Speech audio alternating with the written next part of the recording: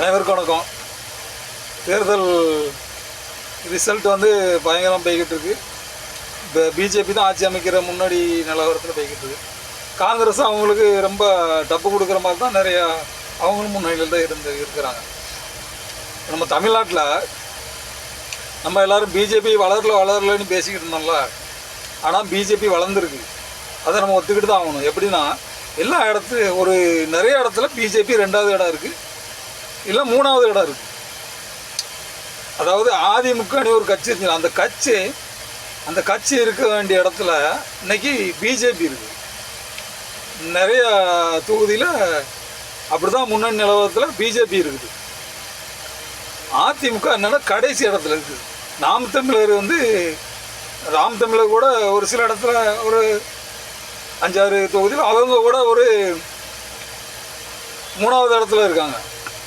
அப்போ அதிமுகங்கிற கட்சி அழிஞ்சதால் இன்னைக்கு அது செதஞ்சிட்டு அழிஞ்ச மாதிரி தான் செதஞ்சி அங்கங்கே பிச்சுக்கிட்டு போயிட்டாங்க. செதஞ்சதால் இன்னைக்கு அந்த இடத்துல பிஜேபி இருக்குது. முக்கியமாக ஒன்று சொல்லணும், அண்ணன் சீமான் வந்து ஓட்டு வாங்கியிருக்காருன்னா அதிமுகவுக்குள்ள அந்த கலைஞ்ச ஓட்டு தான். அதனால் நீங்கள் வந்து நாம் தமிழர் வந்து இன்னும் அதிகமாக வளர்ந்துக்கிட்டு இருக்குன்னு நீங்கள் நினைக்கிறீங்க. பிஜேபி தான் வளர்ந்துருக்கு தமிழ்நாட்டில்.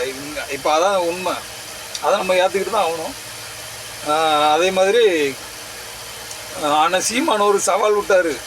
எப்பவும் சவால் விட்டு ஏமாத்துவார்ல, அதுக்கப்புறம் அதை அப்படி மாற்றி பேசுவார். ஆனால் இந்த தடவை என்ன செய்ய போகிறாருன்னு தெரில. கட்சியை கலைச்சிருவார்னு நினைக்கிறேன் அவர். ஏன்னா நான் அதிகமாக ஓட்டு வாங்கலாம், கட்சியை கலைக்கிறேன், அதை பண்ணுறேன் இதை பண்ணுறேன் பாருலாம். பிஜேபி நாம் தமிழரோட அதிகமாக தான் ஓட்டு வாங்கியிருக்கு எல்லா இடத்துலையும்.